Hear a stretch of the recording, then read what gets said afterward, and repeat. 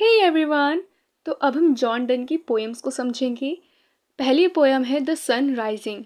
इसकी स्टार्टिंग की first to 10 lines में पोएम की शुरुआत में पोइट अपने लवर के साथ बेड पर है, लेकिन राइजिंग सन उनकी प्राइवेट दुनिया में इंटरफेयर कर देता है। इसलिए पोइट सन को बिजी ओल्ड फूल और अनरूली कहकर इंसल्ट करता है। अनरूली का मतलब होता है जो बाउंड्रीज फॉलो ना करे, जैसे कोई ऐसा इंसान जो बिना पूछे किसी की पर्सनल स्पेस में घुस जाए। सन जब विंडोज और कर्टन्स के थ्रू रोशनी भेजता है तो पोइट को लगता है जैसे वो उनके प्यार में दखल दे रहा हो। पोइट असल में सन से ज़्यादा टाइम के कॉन्सेप्ट पर सवाल उठा रहे हैं। जब वो पूछता है कि लवर्स को सन के मोमेंट के हिसाब से क्यों जीना चाहिए, तो वो ये कहना चाहते हैं कि प्यार को क्लॉक या रूटीन के अंडर नहीं रखा जा सकता। प्यार एक ऐसी फीलिंग है जो नेचुरल लॉ से ऊपर होती है।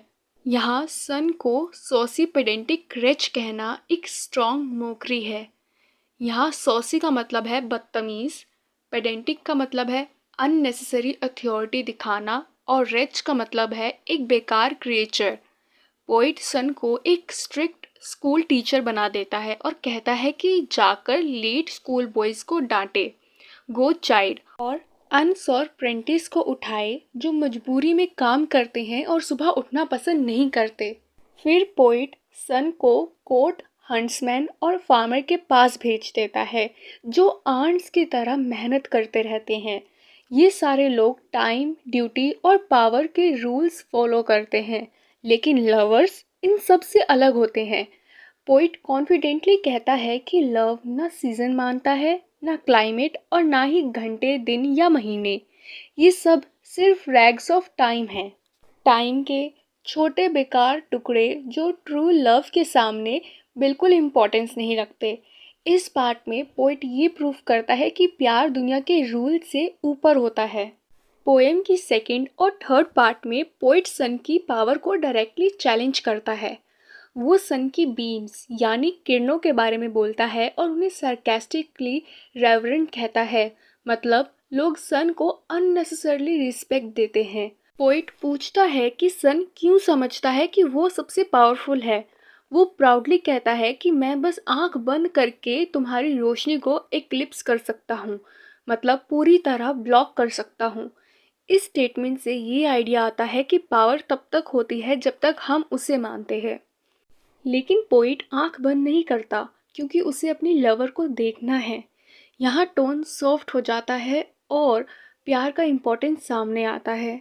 पोइट कहता है कि उसकी लवर की आंखें सन से भी ज़्यादा ब्राइट हैं। फिर वो सन को चैलेंज देता है कि दुनिया का चक्कर लगा के देख और चेक कर कि India's of spice and mind, यानी दुनिया की सारी दौलत अभी भी अपनी जगह पर है या फिर मेरे बेड में आ चुकी है। ये एक मेटाफिजिकल एग्जैजरेशन है। इसमें पोइट का कहना ये है कि मेरे प्यार के एक्सपीरियंस में मुझे पूरी दुनिया की वेल्थ से ज़्यादा सेटिस्फेक्शन मिल रही है। उसके लिए उसकी लवर सबसे बड़ी ट्रेजर है। प्यार उसके लिए गोल्ड से भी ज़्यादा वैल्यूएबल है। इसलिए वो ये स्टेटमेंट देता है कि तुम जाकर चेक करो, लगता तो ऐसा ही है जैसे सारी दुनिया की दौलत यहीं आ गई हो।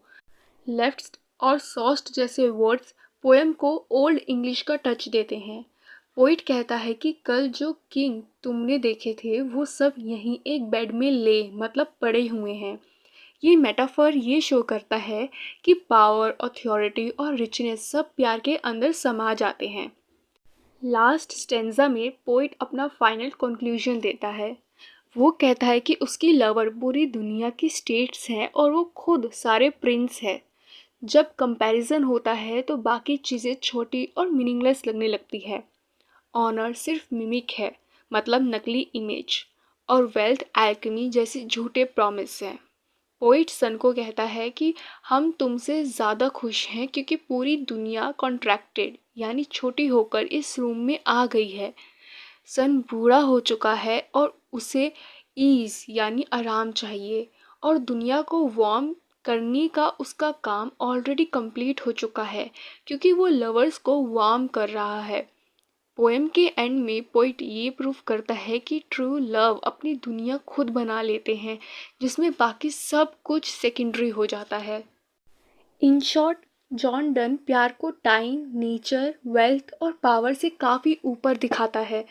पोइट सन से बात करके उसकी अथॉरिटी को चैलेंज करता है और ये बताता है कि इंसान की ज़िंदगी सिर्फ नेचुरल रूल्स और डेली रूटीन के अकॉर्डिंग नहीं चलती। डॉन के लिए ट्रू लव ऐसा एक्सपीरियंस है जो घड़ी, कैलेंडर और सीज़न जैसे कॉन्सेप्ट से फ्री होता है। इसलिए लवर्स के लिए सुबह या शाम का कोई मतलब नहीं रह जाता। पोयम में मेटाफिजिकल इमेजरी और एग्जैजरेशन का यूज़ करके डॉन ये दिखाता है कि लवर्स का छोटा सा प्राइवेट स्पेस ही पूरी दुनिया बन जाता है। जब पोइट कहता है कि दुनिया की सारी दौलत और सारे किंग एक ही बेड में हैं, तो वो ये समझाना चाहता है कि इमोशनल रिचनेस मटेरियल वेल्थ से काफ़ी ज़्यादा वैल्यूएबल होती है। यहाँ बेड सिर्फ फिजिकल जगह नहीं है, बल्कि लव, यूनिटी और इंटीमेसी का सिंबल बन जाता है। पोएम के एंड तक आते आते सन जो पहले पावरफुल लगता था अब एक नॉर्मल सर्वेंट बन जाता है, जिसका काम सिर्फ लवर्स को वार्म करना रह जाता है।